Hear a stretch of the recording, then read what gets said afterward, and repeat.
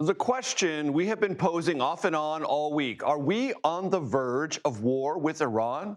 We discuss for the full hour. Our guests, Pennsylvania Republican Senator Dave McCormack, columnist Neil Ferguson, specialists on Iran's nuclear program and weapons capabilities, retired Marine General Frank McKenzie, who led Central Command, Robert Costa on President Trump's calculus, and Jason Rezaian.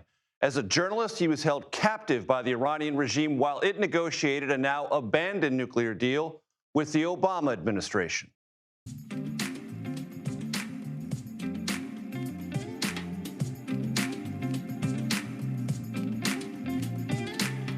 Hello, everyone. I'm Major Garrett in Washington. Welcome to the Takeout.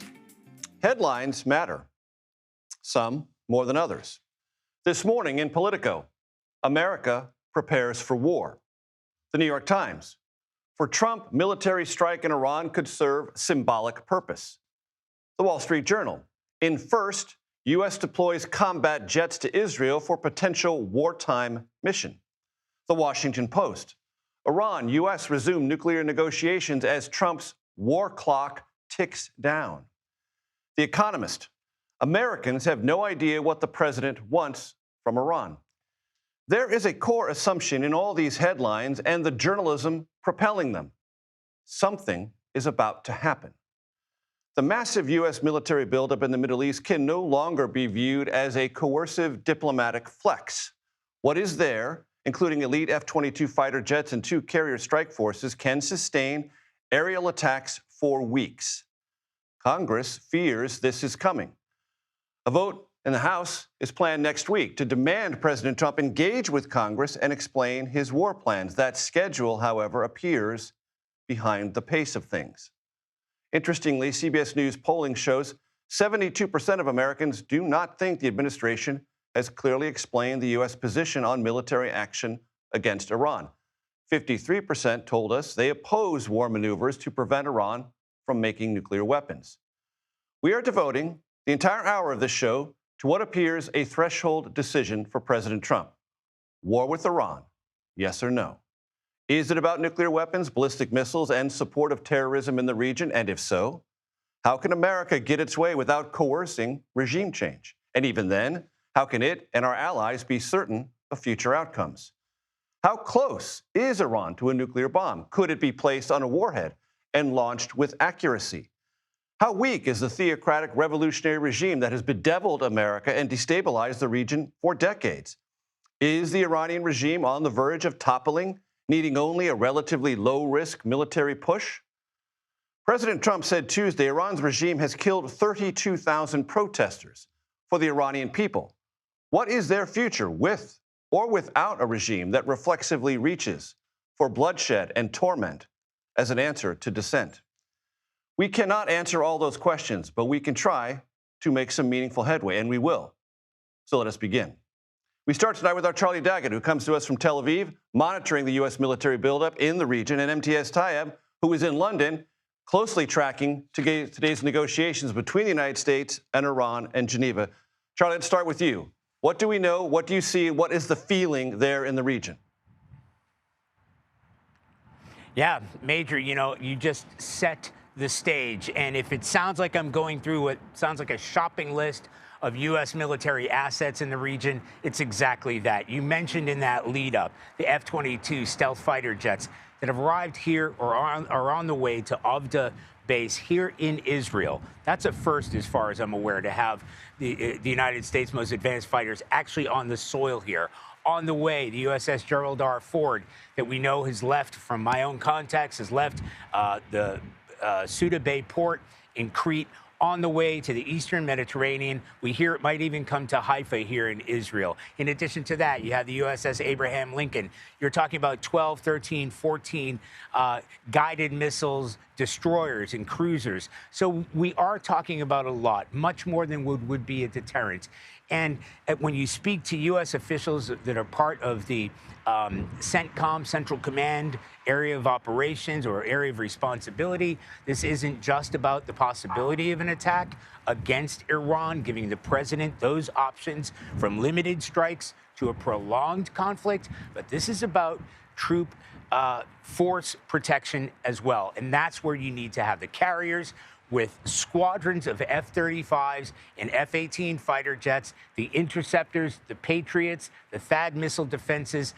Israel came under attack last year in the 12-day war with Iran. The United States couldn't stop some of those missiles from hitting not far from here, just a couple blocks away, getting through Israel's vaunted Iron Dome system. That's what they're preparing for. And more is on the way, again, by the hour, Major. MTS, you just heard Charlie describe the hardware. That's a colloquialism for what's going on in the region deployed by the United States. The diplomacy is going on around tables in Geneva. Wrap us up on what we learned about today's conversations. Well, Major, they are serious, but they are happening against a backdrop of very different assumptions on each side about pressure and, frankly, capitulation. On the surface, this was a consequential round.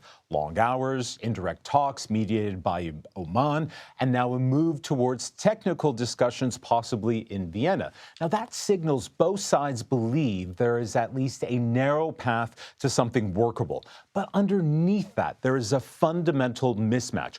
Washington is still operating, at least in part, on the idea that sustained military and economic pressure should eventually force Iran to fold. Iran, by contrast, at least with the people we've been speaking to, is negotiating from a historical belief that if it does not capitulate under pressure, endurance will improve its leverage. These talks are less about rushing to a deal and more about testing whether the U.S. can really clarify what it actually wants, verification or surrender, and whether Iran believes compromise is safer than resistance. That's why this next phase, if we get to this next phase, is so pivotal. Major. Setting the table for us tonight brilliantly, Charlie Daggett and MTS Tayyab. I'm grateful to you both. Thank you so much. For more on the state of U.S.-Iranian relations, I'm joined by CBS News Chief Foreign Affairs Correspondent and Face the Nation moderator Margaret Brennan, and, to my right, retired Marine General Frank McKenzie, who most recently served as the commander of the United States Central Command. Let me start with you, General. It's great to have you with us. I appreciate your time. I hope you heard Charlie Daggett describing everything that's in the region. Why would we have so much deployed there if we weren't on the cusp of doing something kinetic in Iran? Well, the Iranians are people who count things. For us to have a credible threat against them, you have to bring that in. I actually am not of the opinion that it's necessarily going to be used. But the Iranians are going to look at it. They're going to understand the correlation of forces, is the phrase they would use to describe it.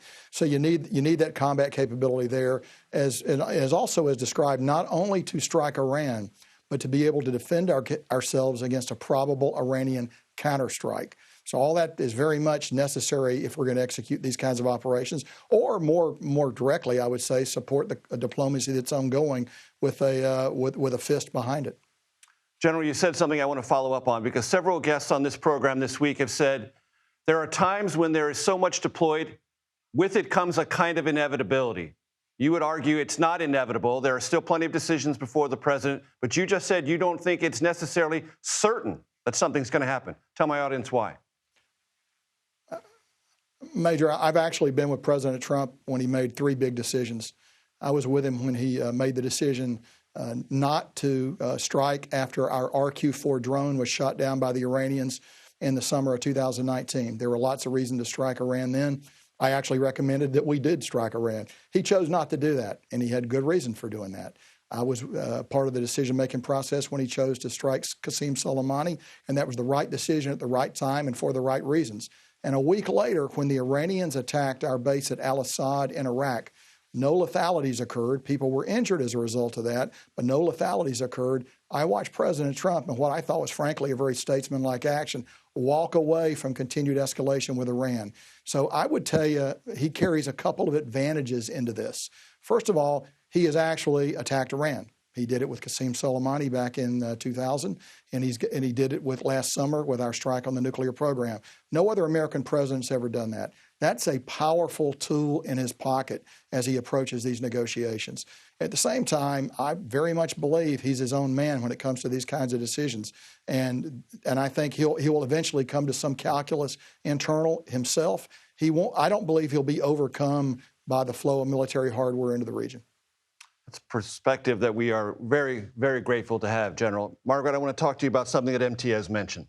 Because after the conversations today in Geneva, there was references to technical teams and bringing in the IAEA as a monitoring. Right. Does that signal something to you that's important or meaningful that we should latch on to? Yes, President Trump wants a deal, and he's bringing in some technical experts that could help make that happen. But the bottom line from today, from the 6 hours they spent talking, is that negotiators just bought more time for President Trump to make that decision on what to do next. And by the way, for Iran's supreme leader to make a decision here, too. For Trump, he's weighing a few risks, political and national security. One is, do you run the risk of escalating military conflict at a time when there is not a clear and imminent threat to the United States, or at least none that has been explained to the public? Or do you run the risk of throwing a lifeline to a regime that is on the back foot, under a lot of economic pressure, and that lifeline is a diplomatic deal that allows them to stay in place and give them sanctions relief? Here's what we know. Iran wants to enrich uranium at levels that they could use for medical purposes, so that would be below bomb-grade material, right. But still gives them a capability that some may not be comfortable with. They don't want to talk about ballistic missiles. So this is not the comprehensive deal that Secretary Rubio says they want to get to. At the same time, and by the way, that's what the threat is to American allies, is the ballistic missiles. The Israelis very concerned about that. At the same time, the American wish list that we know about is a deal that doesn't expire and that provides a way to verify Iran will not ever pursue a nuclear weapon. So when I talk to my sources about the military options out there, they point back to Secretary Rubio saying this is a defensive posture, something that General McKenzie might have been nodding to there. And they really say, look, this is a broad range because we don't know what the president's intent here is. Does he just want to eliminate a threat to allies with the ballistic missile program? Does he actually want to hit nuclear sites? Does he want to carry out regime change? In which case, maybe you do want to wait for that entire posture to be in place by mid-March.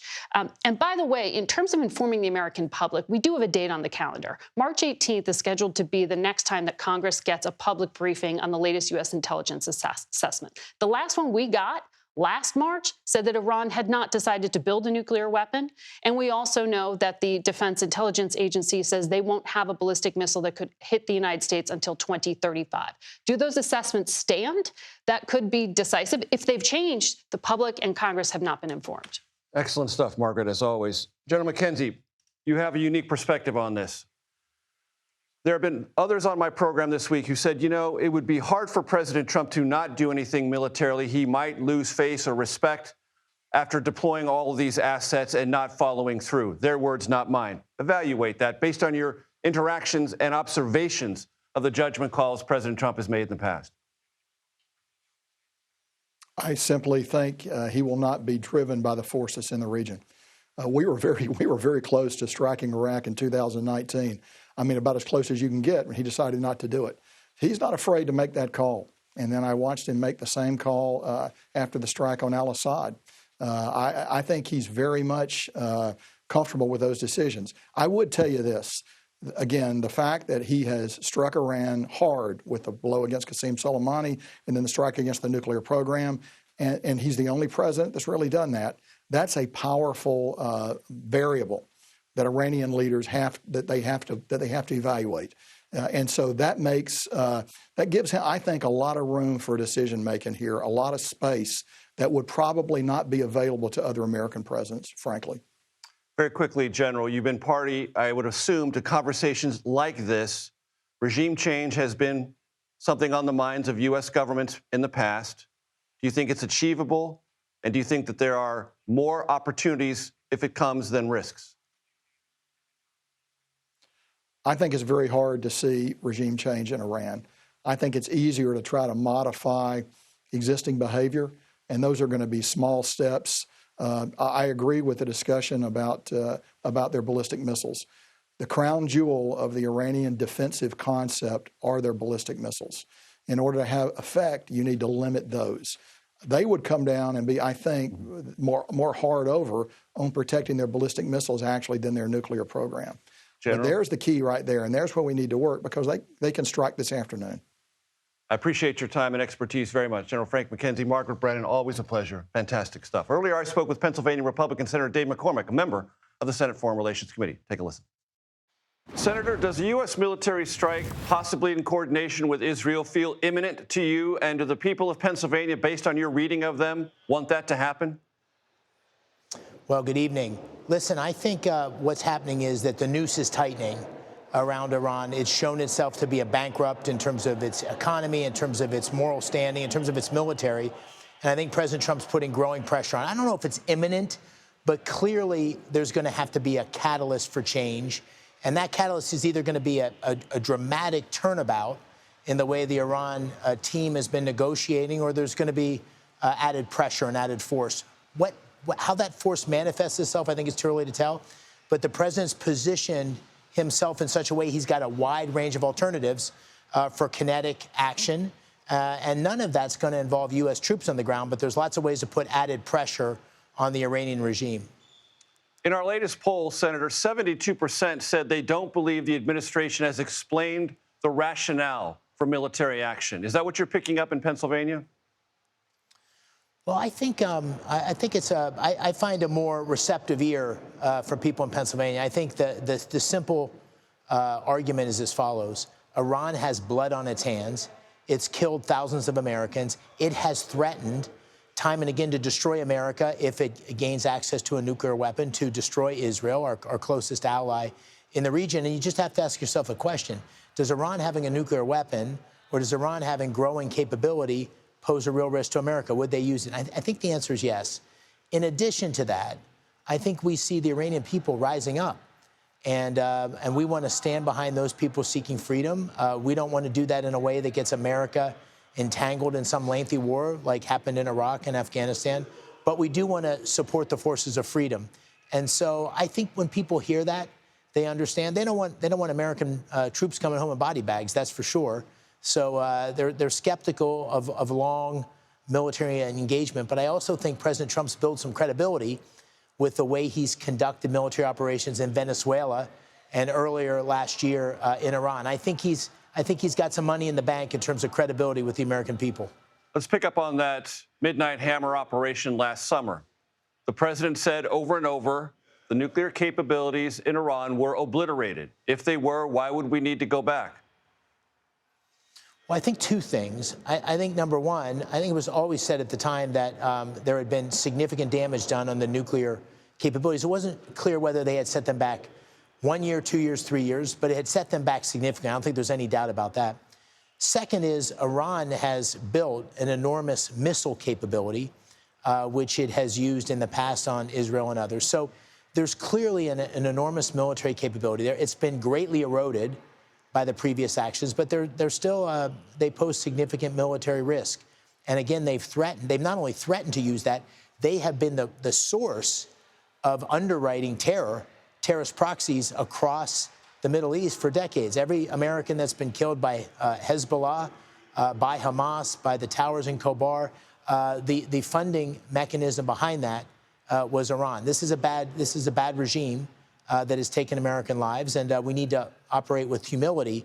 But make no mistake, it's in America's interest for this regime to either turn the page and become dramatically different, which I'm very skeptical about, or to ultimately turn over to a new day in Iran. There's a theory that when an adversarial regime is weak, that is the time to strike. Do you believe the Iranian regime is as weak as it's ever been, not only internally, but externally with its proxies in the region, and that it's now time to take it on and displace it through American military might? Well, I do believe it's at a point of weakness in terms of anything I've seen in decades. On the dimensions, I said, it's shown itself to be bankrupt economically. The sanctions have really bitten. 80% of the people live in poverty. The protests we're seeing from young people are at all-time highs.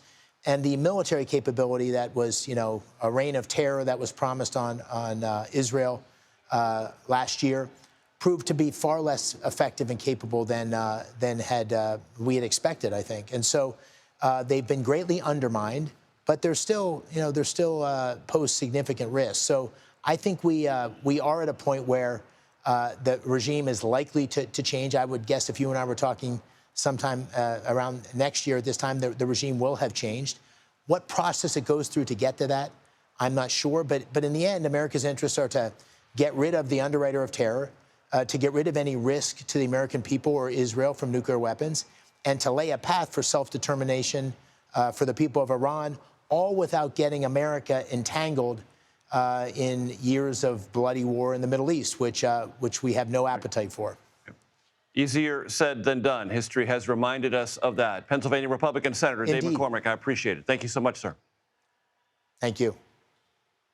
Still to come on this special edition of The Takeout, the Iran question. We take this question on. What do we know about the actual state of Iran's nuclear program? Also, is there a case for U.S. military intervention? A columnist for the Free Press and a senior fellow at the Hoover Institution, Neil Ferguson, believes there is, and he joins me live. Plus, we already showed you the poll numbers on how Americans view military action or the potential military action of the United States and Iran. How could that impact President Trump politically, whatever he decides? We will tackle that question and many others. The Takeout returns in 90 seconds. We're either going to get a deal or it's going to be unfortunate for them. I would think that would be enough time, 10, 15 days, pretty much maximum. 1 week ago today, President Trump issued what sounded like a 10 to 15-day ultimatum to reach a deal with Iran. Trump administration said publicly many times it prefers diplomacy. Our next guest thinks that was a mistake, the diplomatic track, giving Iran one more chance. Neil Ferguson joins me now. He's a columnist for the Free Press, senior fellow at the Hoover Institution, and we should note the Free Press is owned by Paramount Skydance, which you probably have read somewhere, is the parent company of CBS News. Neil, I'm grateful to have you with us. Why do you think it was a mistake to open yet another diplomatic track with the Iranian regime? Well, I probably should qualify that. I don't think that this diplomatic track is real any more than it was last June. I think it's part of President Trump's style of negotiation to, as he's preparing for military action, string along the counterparty. I think it would be a mistake to make the kind of deal that the Iranians are talking about, which would allow them to continue to enrich uranium. But I doubt very much that President Trump is going to cut such a deal. After all, it would look an awful lot like a version of President Obama's ill-fated nuclear deal. So my sense is that what we're seeing at the moment, the negotiations that have been going on for some time, are really the prelude to U.S. strikes on Iran. If I'm reading you correctly, Neil, what you're saying is the talks go on while everything needs to get in place on station, as the terminology goes, in the region militarily. And when everything is on station, ready to go, we have reached another threshold. I think that's most likely, given that the Iranian position hasn't changed. They not only are continuing to enrich, they want to keep enriching, but they also intend to continue with the missile program, as well as with the proxies that they have funded throughout the region to carry out their terrorist campaigns. The American negotiators, Jared Kushner and Steve Witkoff, as well as Secretary of State Marco Rubio, have made clear that President Trump's red lines include the end of enrichment, as well as the end of the missile program and the proxy funding. The Iranians are not going to give ground on those issues. And so I think this is really just a kind of talking shop until military action is ready to go. Now, I give the administration credit. They have been very careful in this military buildup, which is the biggest we've seen since 2003. They're also making it clear that they don't intend anything remotely like the invasion of Iraq. This is going to be the kind of surgical strike that President Trump is known to prefer. I think it's impressive that the chairman of the Joint Chiefs, Dan Kane, has made it clear to the president this is a much tougher operation than Venezuela. But these are the kinds of deliberate and careful steps that you would want to see as the United States prepares to take military action against a regime that, remember, has forfeited any legitimacy that it had left. Supreme Leader Ali Khamenei has massacred between 30 and 40,000 of his own people. President Trump made it very clear as that massacre was playing out that it would not stand and that there would be consequences. It's pretty hard for the president not to follow through. He couldn't immediately do it because the military assets weren't in place. They are now in place. Iran is surrounded. It has no friends that can really aid it, not Russia. There's barely any help available from China. Iran is on its own pretty much. And from that point of view, there isn't a massive downside risk from the vantage point of the United States. It is a very, very unequal fight. Neil Ferguson, I appreciate your time and expertise very much, sir. Thank you. My pleasure. Democratic lawmakers and a handful of Republicans are asking, some would say demanding, President Trump provide more clarity, more justification for any U.S. intervention in Iran. On this show Tuesday, Arizona Democratic Senator Ruben Gallego said Americans simply do not have a desire for another war in the Middle East. Listen. We're sick of wars. It costs us too much, both in terms of just energy and treasury, but also in the fact that, we'll be sacrificing our men and women for a mission that's unclear. The president's not justified why he's even moving in that direction. Are we going after nuclear weapons? Are we going after terrorists? Are we going after ballistic missiles? Are we doing this to support Israel? None of that has been very clear. Elliot Ackerman and Robert Costa join me now. Elliot is a friend of the show, been on here many times. I'm happy to say that. Former CIA officer and current CBS News contributor. Robert Acosta, of course, to my left, CBS News chief Washington analyst and Sunday morning national correspondent. Robert, let me start with you. You've had a chance to talk to the president this week, those around him, those in the MAGA universe. What's the appraisal? What's the sense of things? Big picture, Major, is that the president's not viewing this from an ideological perspective. He doesn't have some sort of mission he wants to enact throughout the whole region. This is very much based on the reality he's being briefed on from his officials inside the administration, from intelligence officers. He wants to really hear what's the extent of a possible nuclear weapon development program inside of Iran, what action needs to be taken, how do the Israelis see it, how do other stakeholders in the region see it. And he sees it like he sees almost everything as a deal. Is there a transaction here? Can Iran say certain things and take certain steps to avoid a military strike, but he's not taking anything off the table? Elliot, you heard Robert Costa talk about the idea that this is a certain place, certain region, certain set of dynamics, not what George W. Bush and those around him contemplated in 2003. Well, if we topple Saddam Hussein, possibly we set a small brush fire of democracy throughout the entire region. Evaluate that. I mean, I'm not sure it is quite as clear cut, I think, as the congressman made the point before. It isn't yet clear. Is this about decapitating the Iranian regime? Is it about their nuclear program? Is it their ballistic missiles program? What is the scope of the change that we are trying to effect? And it's important to be clear about that, not only when we're communicating to our adversaries, but also that we in the administration know what are the goals here. Because if you don't clearly know your goals, you open yourself up to mission creep, which is how the United States, particularly in the Middle East in the past, has gotten bogged down. And if something were launched, Iran would have a response. What are the risks and the variables with what Iran could do in the region? It's important to keep in mind, I mean, war is politics by other means. So, for instance, as we were discussing Iraq, I mean, when the Iraq war began, it was with bipartisan support. And that gave President Bush a certain runway to prosecute that war, which, quickly dissipated. In the case of President Trump, I think if this were brought in front of Congress, there would obviously not be that bipartisan support. So as the politics change at home, that changes the calculus. And if we were to see, for instance, a U.S. service member shot down or a strike on a U.S. ship that was affected, that would also radically change the politics on these strikes in Iraq. And I think the administration just needs to be prepared for that, not only prepared militarily, but also prepared politically. Robert, pick up on that point. Prepared politically for things that become variables and sometimes hazardous ones once you commence. That's a great point. And you see right now inside the Republican Party, fragile ground for President Trump to tread on when it comes to what his party is willing to do. They're giving him a lot of bandwidth and room to make a decision. When I spoke to Steve Bannon earlier this week, a key Trump ally who's somewhat skeptical, to say the least, of some of this intervention, he's still not criticizing the president about possible military action. But the Republican Party, in so many of the grassroots corners of the party, have felt burned by the Bush experience 25 years on now, and really believe that the party needs to be careful about moving forward with this kind of escalation.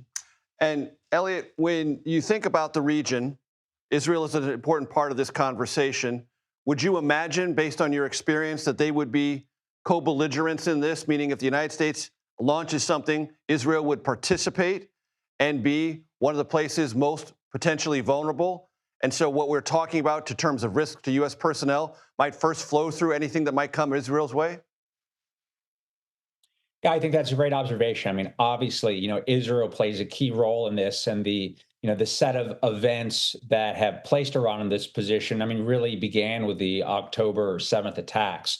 So Israel is going to be a very important player in any military action that goes forward. But then just again, to hit this political point, one more time, as the United States launches these strikes, every action provokes an equal and opposite reaction. And, our U.S. forces so far have been exemplary in their professionalism and their ability to get the mission done. But, as we saw at the State of the Union, one of the pilots being honored there, was in a Chinook that was nearly shot down in Venezuela. What would have happened if that helicopter had been shot down in Venezuela? And what would happen if you were to have a similar type of incident in Iran? It would very quickly potentially make the war about something else, maybe a war where we're, avenging the fact that we've been attacked as Americans. And there's plenty of historical precedent for that.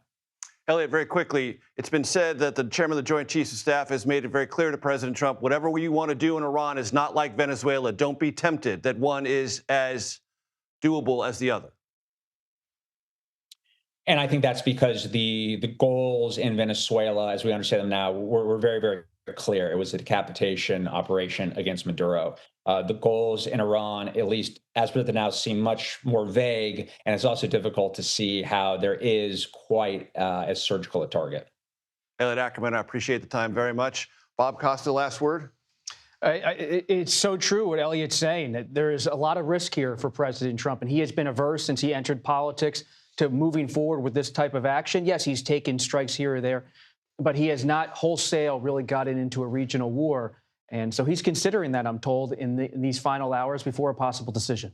Elliot Ackerman, appreciate your time. Robert Costa here with me at the desk. Always a pleasure, sir. Thank you. Next, state of Iran's nuclear production. What is it? Two experts join us to assess what we know, what Iran has said, what we're still trying to find out. That's next, right here on The Takeout.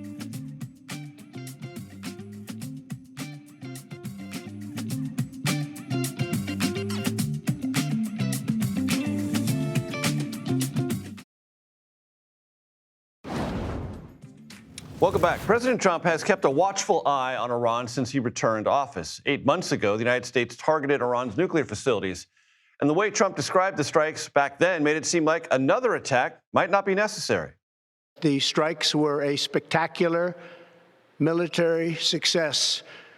Iran's key nuclear enrichment facilities have been completely and totally obliterated. Earlier, I spoke with national security analyst Matt Kroenig and Joe Cirincione about where Iran's nuclear program stands today. Here's that conversation. Matt, I want to start with you. Joe, I also want you to take a swing at this. About a week ago, Steve Witkoff, president's chief envoy in this matter, said, quote, Iran was probably a week away from having industrial-grade bomb-making material. That sounds scary, is it? It is scary. It probably is not accurate. Last summer, when the United States took military action against Iran's nuclear program, at that time, it was very close to having a nuclear weapon. That might have been what he was referring to. But since the United States and Israel took action against Iran's nuclear program last summer, it did effectively set the program back. So I think it's no longer accurate to say they're that close to having bomb-grade material. And, Joe, the long arc of this analytical intelligence matter has been, do you have material to make a bomb? Can you put it on a warhead? Can you send that warhead, if you can do that, accurately to a target that we would be concerned about? Evaluate those key questions. Right. So the hardest part of making a nuclear bomb is making the material, the highly enriched uranium or plutonium. That's what we're worried that Iran is trying to do under the cover of a civilian program. The same centrifuges that can enrich uranium to low grade for fuel can enrich it to high grade for the core of a bomb. We believe that Iran still has enough centrifuges and enough feedstock, 60% enriched uranium, that it could feed it back into those centrifuges and make the core of a bomb in a matter of weeks, whether it's a week or a month, we don't know. But that's just the beginning. Then you've got to have a design for a bomb. They might have that. Then you've got to manufacture it. That takes months. And then you probably have to test it to make sure it works. The North Koreans, for example, their first test was a fizzle, didn't work. So you got to have confidence. And then you've got to put it on a ballistic missile that has enough range to reach your target and a reentry vehicle that can survive the stresses and strain of hitting the target. All that is extremely complex. It would probably take them about a year or more to do that, and we would see them doing it. So there is no imminent nuclear threat from Iran. Matt, do you agree with that?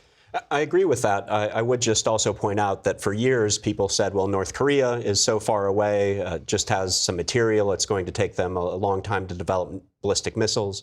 But now the estimates are that they have about 60 nuclear weapons that can reach the continental United States. So I do think the Iranian nuclear threat is a serious one. Yes, it will take time, but if we sleep on it, they can develop these capabilities. And as Marco Rubio pointed out, they have worked on ICBMs in the past. They may be working on those again. And those are missiles that could range the continental United States. Let's pick up on that point, because the Secretary of State and the National Security Advisor, we should always remind ourselves he has two jobs, said that the ballistic missiles Iran possesses are solely designed, this is a quote, solely designed to attack America and Americans. Joe, that would be news to the Israelis and the Saudis. Absolutely. Look, the Iranians don't have an air force the way the Saudis or UAE or Israel does. Missiles are their air force. So they see that as essential to their defense. That's what protects them from attacks by other countries. They're capable missiles. They've been working on this for decades. But the maximum range is about 3,000 kilometers, about 1,200 miles. So they can hit maybe Turkey at the outset, southern Greece, but not North America. And not Europe. Not even northern or central Europe. So do they have a capability? Yes. Do they have a program to develop longer range? Yes. But they've been doing this for 20 years. There's nothing imminent about any of this threat. Matt, when I read Politico Playbook this morning, listing the many quotes that have come from top administration officials, including off-the-record guidance that they are talking about not when to attack, but the sequencing of attacks, quote, it all feels very 2003, meaning the lead up to the Iraq war and Iraq invasion. Does it feel 2003 to you? Well, I think there are some important differences. First of all, nobody's talking about a major military invasion, boots on the ground, 20-year occupation. All the options that are being considered are airstrikes. So it wouldn't be the kind of quagmire we saw in Iraq and Afghanistan. And I think the reason we're here is, if people remember, there were these massive uprisings against the regime in January. President Trump did set a red line and say if the Iranian government kills its people, there will be consequences. He told the Iranian people, rise up and seize your institutions, help is on the way. He couldn't act at the time because U.S. military forces were elsewhere, including in the Western Hemisphere. So now he's repositioned, and I do think there would be consequences to him just backing down from that threat. So I think the question now is not so much will the United States strike. I think we will. It's really a question of what are the targets. Joe, do you agree with that? I think there's a 75% chance we're going to go. I mean, part of that is just the amount of force we've amassed in the region. This is an unprecedented buildup. I think it's even more than we had in 2003. What's striking to me... And when you have a buildup like that, does there become an inevitability? There's inertia that comes with that. Everybody's ready to go. We have moved half of our available combat aircraft in the world to the Middle East. That is an enormous commitment. And so this is costing hundreds of millions of dollars. The people are being put on warning, ready to go. There's a certain inertia to that. And there's a commitment trap. Here's the president, how he's going to look if he backs down from his tough talk, from red lines he previously drew. And the president also might want to distract attention from some of his domestic concerns. So going to war is a tried and true attempt to do that. The problem is that he might not be able to accomplish what he wants to do. Could he damage the programs? Absolutely. Could he assassinate large parts of the leadership? Absolutely. Could he overthrow the regime? No war in history that I can think of has actually overthrown a regime by air power alone. You got to have boots on the ground if you want to do that, particularly with a country the size of Iraq, 90 million people, a vast area. This is why two things strike me. One, there's no real reason to go to war right now. We don't know what the objectives are. And most important, we haven't been having a debate about this. Unlike 2003, there's no month-long discussion building American support or allied support for going to war. Zero, nada discussion about this, even in the State of the Union. And I'm going to give you 30 seconds for the last word. Well, I think there is a reason. One, if you look back to late last year, there was a discussion about Iran reconstituting its missile program. The Israelis approached the United States about possibly restriking the missile program. Then you have this uprising and the president setting a red line. And so I do think the question is there some kind of large-scale attack that's meant to destabilize the regime? I agree with Joe, that's unlikely to work and would be costly. Or is it some kind of more military limited action against the missile and nuclear program, which is what I'd expect? You've given us a tremendous amount of information. I appreciate it both. Matt and Joe, the most so we've much. ever agreed. Thank you. Thank you very much. Thank you. Thank you. He was held captive in Iran for more than a year. Jason Rezaian joins us next to give us his perspective on where tensions with the United States and Iran stand. You're watching the special edition of The Takeout.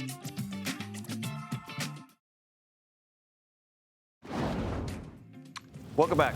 Journalist Jason Rezaian spent 544 days unjustly imprisoned in Iran before being released January 2016.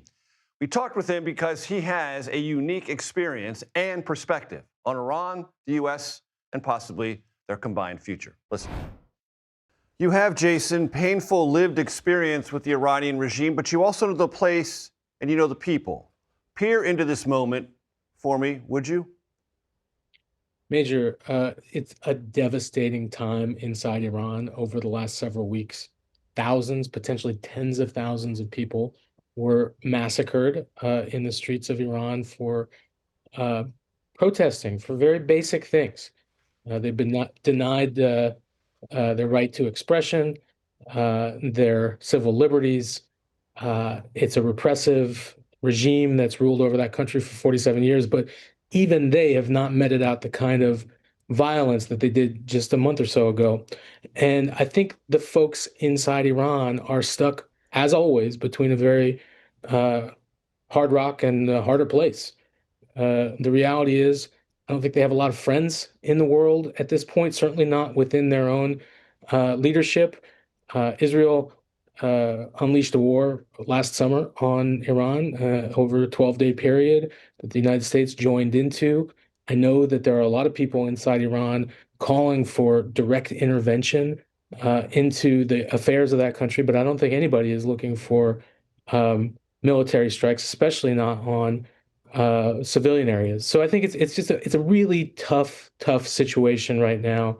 And I want to remind listeners, viewers, that 6 Americans at least are currently being detained in Iran, held hostage, wrongfully detained, just like I was a decade or so ago. So this is much bigger than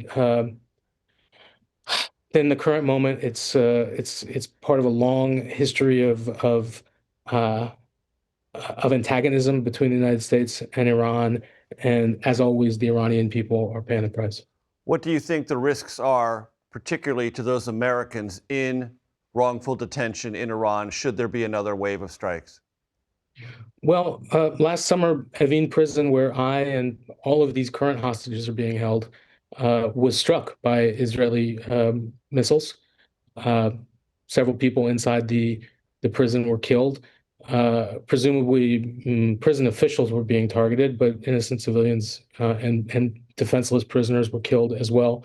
I also want to point out that in addition to Americans, 2 British nationals, a husband and wife, travel bloggers, were convicted last week on completely bogus espionage charges, and a journalism colleague of yours and mine, the bureau chief of NHK, a Japanese national broadcaster, has been languishing in that same prison for over a month. That news just broke last evening, and look, it certainly feels like they're collecting human shields. The president said in the State of the Union address 32,000 Iranians were killed by the regime. Does that number sound correct to you?